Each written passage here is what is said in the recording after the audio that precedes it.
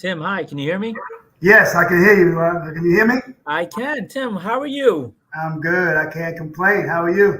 That is good. Today is the day, the birthday of the Marine Corps. Yeah, I know. So it makes No. it makes sense. Today's the birthday of the Marine Corps, and tomorrow is Veterans Day. So it makes sense Yes, excellent, to excellent. be on this live stream Uh-huh. with you. I'm honored and proud to work with you. I'm proud of your service. But today's a great day to talk about the work that the EAC, and the work that you do with our veterans. You got to excuse me. They got some construction going on behind me outside. So I hope. I don't know how they got at my window at this particular time right now, but they're Well, right listen, here. listen, that's live TV, and that's fine. Okay. I was a non-commissioned officer in the United States Army, so I know I can learn to roll with the punches. And I want you to tell the audience a little bit about your background and your service. Well, I started. I did my last 10 years in recruiting here in New York City, but I started as a sailor. I went off to Norfolk, Virginia. I didn't really travel much. I was on the ship from shore duty, from ship to shore duty. And then I came to recruiting after 10 years of being on. I was on the LHA. It was a small boy underneath a carrier. So LHA, we transported Marines. So Oh, I know Marines all too well. So they used to come on and clean their weapons, and all they did was clean their weapons, eat, and then go do their mission. So we was like their taxi cab sure. drivers. So after that, I came back home and I spent my last 10, 11 years doing recruiting here in New York City. And then I ended up here in Veterans Court. So Gotcha. EAC had a job opening, and I volunteered in Veterans Court at first. And then EAC had a job opening, and the director hired me to do it full time, which was an excellent thing. So it's not really work to me. People always say, "Yeah, why are you always smiling so happy?" It's not work when you're helping people. It Yeah. really isn't. Well, it's great that you say that, and I want to get more into this for the audience and people that are listening, and we're going to rebroadcast this tomorrow on Veterans Day. Okay. Just a little bit of background on the EAC network, right? So we're a large social service not for profit operating in Suffolk, Nassau, all five boroughs, and a little bit of Rockland County. One of our board members said this. And it's just a perfect thing to say. We help people when they need it most. Yes. Right? We are there with a safety net for children, for seniors, for adults, and for families all throughout our geographic area. Our biggest, say, buckets of work obviously are protecting children from physical and sexual abuse in Mhm. Suffolk County with our Child Advocacy Center. In Nassau County, we run several programs. We're the largest provider, one of the largest providers of Meals on Wheels to hungry seniors. Last year alone, we provided over 170,000 meals to hungry seniors in Nassau County. We also have substance abuse and mental health treatment facilities in Nassau County and vocational training.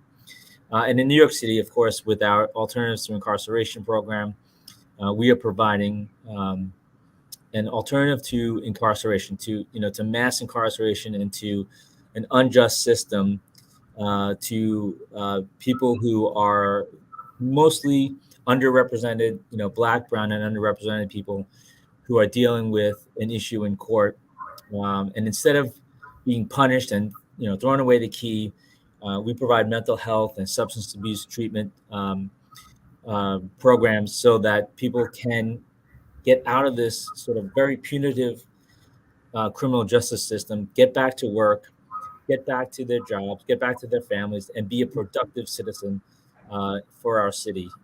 Amongst the other programs that we do, right? Offender reentry, Yes. formerly incarcerated people who are coming back into society, and we got to get them and their families on the right track. And that provides for public safety. Obviously, it's an issue for the community, and it saves the city, tax dollars. Because if someone is a productive citizen, they're not a drain on public tax dollars. And part of that work, Tim, is your work, right, with the Brooklyn Misdemeanor Veterans Treatment Court. And that's a mouthful, and people may not know what it is. Can you briefly explain what the Brooklyn Misdemeanor Veterans Treatment Court is and your role? Yes. So Brooklyn Misdemeanor Veteran Treatment Court is a I wouldn't say it is a safe haven for veterans who get arrested in Brooklyn under a misdemeanor act. So when you do get arrested, you go to various court parts, or you come into Brooklyn criminal court.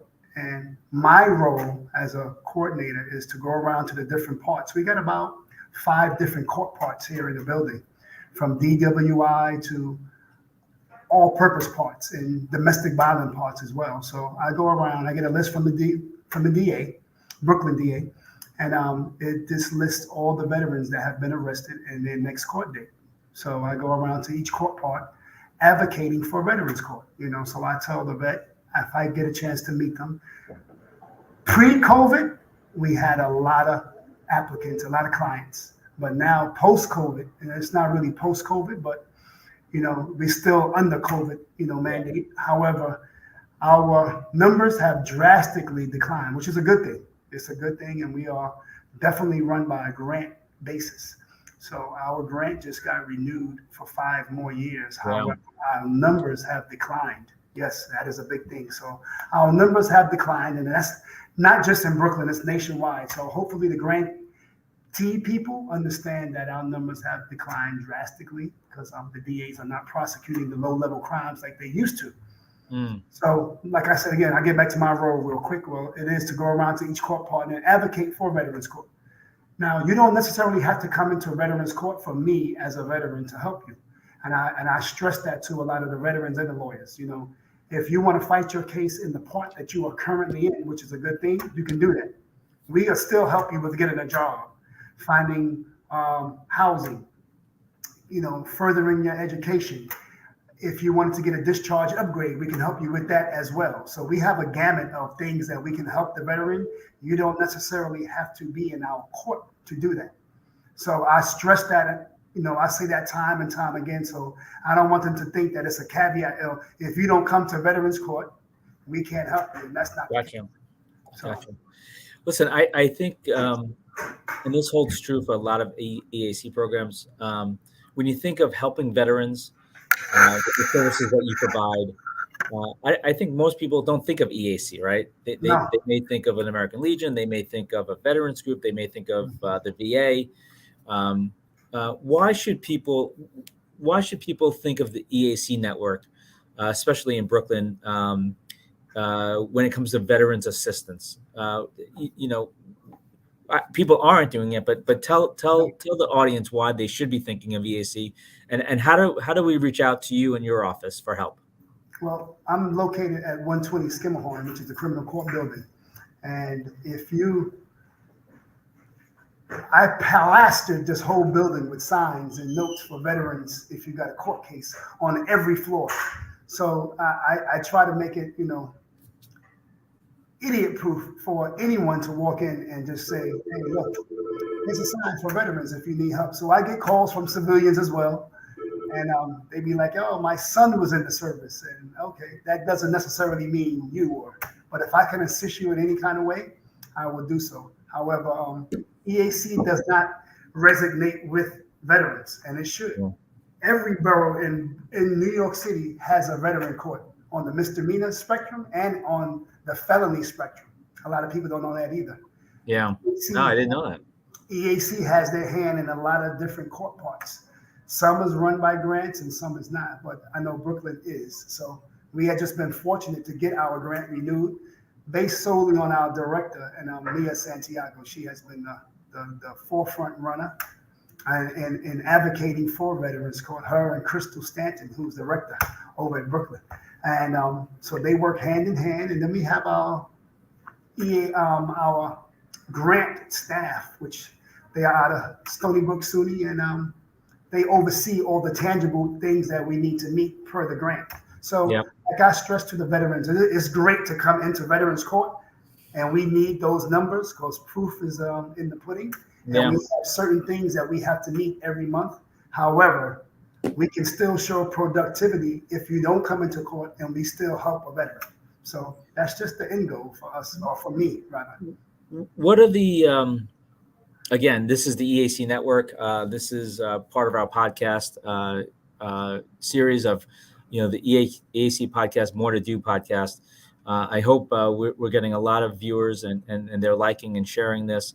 Thank you for joining us, and Tim, thank you for joining us as well and for your service. What are some of the direct services that you and your office provide to a veteran? Some of the direct services is educational. It is medical. It is housing. Like I said, we have a gamut of things, Robert. And most of the veterans that come through are from a different era. We have different eras: Vietnam, we have some Iraq, but mostly I see a lot of Vietnam veterans, and they in a terrible way. However, we try to, our resources are limited when a veteran doesn't have an honorable discharge. So they are limited when going to the VA getting services. So if they don't have an honorable discharge, the VA doesn't really see them as a veteran. We still do. So I have had veterans serve one day, go to boot camp and be sent home, and you still get services. As much as I can provide, as much education and job we can assist you with, that's what we do. So there's no, honorable to dishonorable to general underhonorable. We have no restrictions as far as we are concerned. And under our grant, we help you irregardless of your discharge status, but to get more from the VA, who is the bigger picture, and going in there getting medical and dental attention, we can. However, I have yet to help a veteran get their discharge upgrade. I have sent several of them somewhere where we have a third-party company who helped do it, but I haven't seen one come back yet. It's just that's just a long shot, and it's a lot of paperwork to get it changed. And I encourage a lot of the vets that I sent over, but I have yet to see one come back. However, that's just a small bucket. All the other ones that we help, we have several success stories, several, even, pre-pandemic, Robert, we have had several. Yeah. It's never too late, and I'm just glad you're doing the podcast now, but it's never too late. As a veteran, right, and I know veterans. I saw, I went to an event last night, and I saw, two first sergeants and a captain and a lieutenant, and they were talking to school districts about, joining the military and not just a career in the military, but, military service, right? Right. And I said, we got to tell our story better, right? And this is why we're doing this podcast as well. I'm guessing veterans. I know, but I'm guessing veterans are proud people, right? They served proudly, and some are dealing with mental health and substance abuse issues and family issues and all of those things that we all deal with, right? But are you seeing it, is it especially acute or especially troubling in veterans versus, a civilian? And what's the difference between a veteran that's going through this process than a civilian, if you can tell us? Well, I have seen, because we have a different side of the house too as well. We have a civilian side. So we kind of work hand in hand where our program is, and we have a different civilian side. I just hold our veterans at a different standing when they come into our court. If you've made it through boot camp, then I do definitely hold you at a different standing. I don't care whatever the judge mandate is. We're here to help and assist you make it through. So I know you're going through tough times, but I want you to recall that boot camp era or going through that AIT school that you went through, and we're going to get through this. This is a kind of like Planet Fitness, because this is a no judgment zone. I tell them, I say, I don't judge you. I am no one to judge you. We all make mistakes, and we will help you. We have had veterans, Robert, that came back. Recidivism is real low. However, we have had some repeat offenders. But you can keep coming back, and we'll keep providing the same help, irregardless. But there is a difference. There is a difference. A lot of vets, when they get in our program and they have the mandate, they tend to complete it. Our success rate is very high.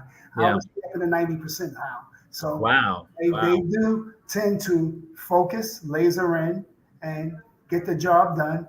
And we used to, our judge used to admonish them. Our previous judge, Judge Walker, who served in the Navy, he has moved on to Supreme Court. Now we have Judge Arriaga, who is not a veteran, however, still provides a good judicial punishment, and admonishment when needed. But we really don't get too many admonishments, because we also have mentors. Every veteran that comes through Veterans Court, I assign a mentor to them. So they have someone who helps them get all the way through, from A to Z. And at the end, we provide, dog tags for each accomplishment and each milestone. And we Wow. also provide challenge coins that we bought to give them upon graduation. So there is we have a very successful success rate, and they make it happen. So like I said, I can't keep reiterating, but I do, Robert. My job is not really hard. It's just once I get the veteran here, we help them all the way through. So it's not really work for me. It's Yeah. to help somebody. It's all giving is always better than receiving. Well, Timothy, I think you're continuing your service, right, to certainly our community, the borough of Brooklyn, the city of New York. You're continuing your service to this country, that you started in the Navy, and I thank you for that. Yes. Keep up the good work. So this program is specific to Brooklyn, or do they have these courts in the other 5 boroughs as well? Yes, every borough has them. I don't think that all of them are run by grant or on the EAC basis, but every borough in New York City has a veteran court. Everyone. A lot of veterans don't know that. They don't. Yeah. So if I was a veteran and in trouble, like you said, with a low level felony charge or misdemeanor charge, how would I get help? You would actually, if you were to, it's kind of hard to say, Robert, because things have changed. But during the arrest, you go through a CJA interview prior going to arraignment. So on the CJA questionnaire, and they just ask you, "Are you a veteran?" It's a yes or no answer. So if you say yes, I'm a veteran, and I have had people say yes, thinking that they're going to get out of jail for free, and met them in court, and they said, "No, I'm not a veteran." I just said yes. I said, "Okay, thanks for letting me know." But if you say yes, I'll try to come and meet you. And that's the only other way. I had a lawyer call me yesterday and said, "I didn't know." I seen a note because I put files in a little veteran file in their folder once they get arrested and their record comes through our system. A lawyer called me yesterday and said, "Yeah, I didn't know that my client was a veteran." They normally don't even divulge that, and lawyers don't even ask that question, when they interview their clients. So the clients, and I even had some, Robert, that are a little bit reluctant to say that they are veterans because they feel ashamed. Oh my goodness. Feel ashamed that they got arrested or whatever. And I have met several of them. But again, like I tell them, I said, this is a no judgment zone. We all make mistakes. This is misdemeanor court, so you didn't kill no one. So we can recover from this. Whatever it is, we can recover. So yeah. So it sounds like we need to tell the Brooklyn Bar Association and or the New York City Bar Association about this work, so that lawyers are knowledgeable of the service that you and your office provide. We had it to a good point with Legal Aid Society, because there's 2, Legal Aid Society and Brooklyn Defender Services are the 2 main operating law firms in this building. So pre-COVID, I keep stressing pre-COVID, I had a good rapport with a lot of lawyers. So when we came back into the building, a lot of them has gone and everyone was still virtual. So it's a little bit harder to go back around and meeting. A lot of the old lawyers are still here. And I still let them know that our program is still live and kicking. Yeah. If you have any veteran clients, please come on through. We're here to help. If you see me in the hallway, come on through, ask me a question, stop me. My number, like I said, is plastered from the 1st floor to the 10th floor in this building. And I have signs and all over the world, all over the building. I just didn't put them on the elevators, but they're everywhere. So. Well, we're talking to Timothy Martin, the Veterans Peer Coordinator, Veterans Case Manager, Brooklyn Misdemeanor Veterans Treatment Court at the EAC Network. This is our More to Do podcast. We have a few more minutes with Timothy, because I know he's busy and there's probably a veteran that he needs to be helping out there. We're doing this podcast. Obviously, today is the birthday of the Marine Corps. Yes. And tomorrow is Veterans Day. As an Army official, Army non-commissioned officer, I always say, go Army, beat Navy. Mm-hmm. But today, we're all Marines. Yes, so let's say happy birthday. Happy birthday to the Marine Corps. And tomorrow, for people that are listening, Veterans Day is. I'm gonna say what Veterans Day is to me. I'm gonna ask you the same thing. Veterans Day is a day to be thankful, right? Yes. It's not Memorial Day, and No. Memorial Day is a day to honor the passing and the sacrifice that men and women made, the ultimate sacrifice that they made. But Veterans Day is to be thankful and hopeful, and to thank a veteran, and potentially let's pick up a veteran, right? Let's Mhm. tomorrow morning let's do something to pick up a veteran. I'm working on a project, Operation Feed a Vet, here on Long Island, and I wish that I could, extend this to Brooklyn and New York City. But tomorrow is a day to really honor veterans and their sacrifice. Even in peacetime, right? It's Yes. not easy being away from home, right? No. You're away from your home, you're away from your family, you're away from the things that you know and love. So if you see a veteran today or tomorrow, give him he or she a pat on the back and say thank you. Timothy, what does Veterans Day mean to you? You summed it up, Robert, but it means exactly that. I still have a son serving. He's in the Air Force down in Delaware. So Veterans Day is a day, like you said. And the joke that I go around to many offices and I say tomorrow to a lot of my colleagues, tomorrow thank a veteran for your day off when you're off and you see him. They're like, well, Tim, how am I going to know he's a veteran? I said, well, you'll see some that are wearing their hats and their other military paraphernalia. So you just say thank you for your service, and that's all I want y'all to do while y'all enjoy your day tomorrow. But that's what Veterans Day means to me, bro, to Well, be thankful. you did a good job because your son joined the Air Force. That means he's Yeah. smarter than both you and I. So Yes, he is. I just told him to pick a branch, Robert, and that's what he picked. So I said, okay, I'm not mad. So he's still in currently. So we are 11 years deep. He's in. So wow, that's he's that been that in Delaware his whole career. So he's enjoying it. He said, I got 8 more to do, Dad. I said, okay. that Thank you that for is that is beautiful wonderful. things. I pray for him and he and Yes, his crew and his team that they're safe. yes. We can't thank him enough. For his service. I'm going to let you go in 1 minute, but I want you to tell a story. I want to see and feel the impact without using names. If you can you tell a success story that you've had over the last couple of years with one veteran? And again, please leave out the name, and 'cause I know that's important.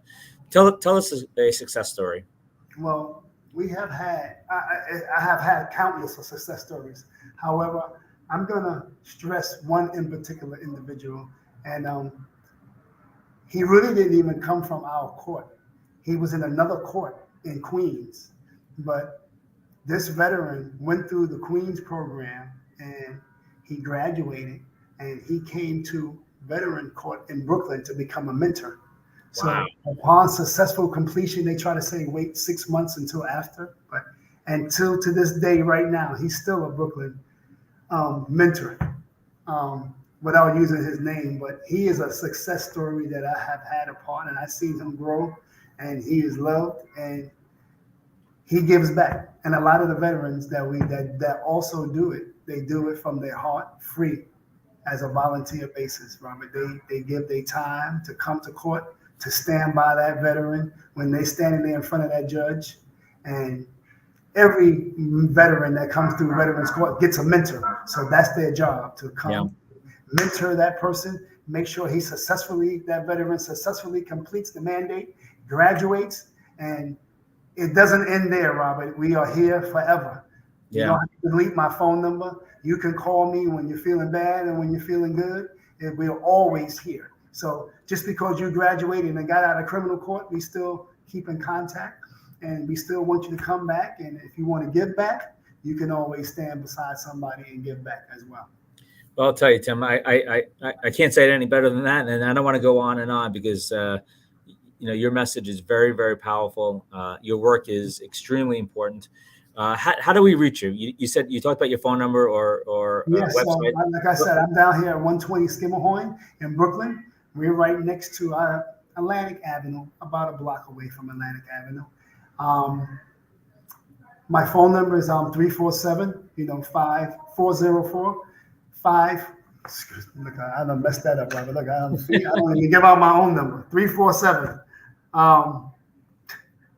404-9554. So you can reach me there. And I'm here Monday through Friday. I work from 8 to 4, but I try to turn it off, but if somebody calls me after 4, I always return phone calls and emails.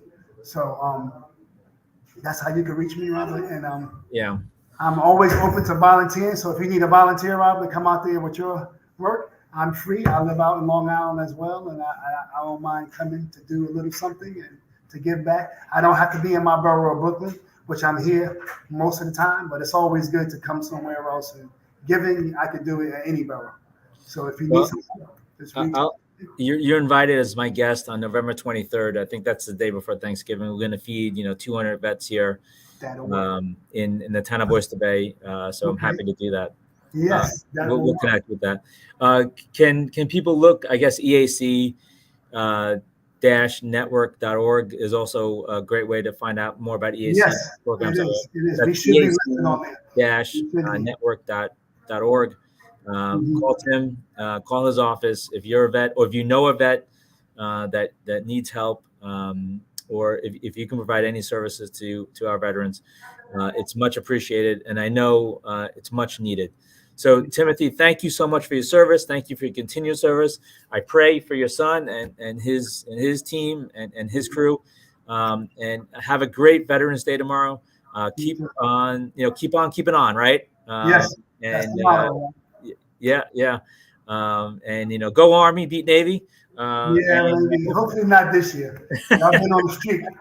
Y'all been on the streak. So we well, have. I have a judge. A quick story, Robert. I have a yeah, judge here. She is an army from an army family. So every time the army beats us, she says that to me. And we have a good rapport. And I still bring her army paraphernalia. I got a lot of recruiting paraphernalia that I still bring her. yeah. So there's no love lost, but she is an army family. And hopefully we could do it this year. We can beat Army this year. We'll see. Well, this is the EAC More to Do podcast with Timothy Martin, our veteran peer coordinator and veteran case manager in the Brooklyn Misdemeanor Veteran Treatment Court. Thank you for your service. Again, the EAC More to Do podcast. For more information, go to EAC-network.org. Very much appreciate your work. Keep up the great work. Happy Veterans Day, and have a great day tomorrow. I hope people recognize you and your service. Thank you too, Robert. Have a happy Veterans Day, and thank you for having me. My pleasure.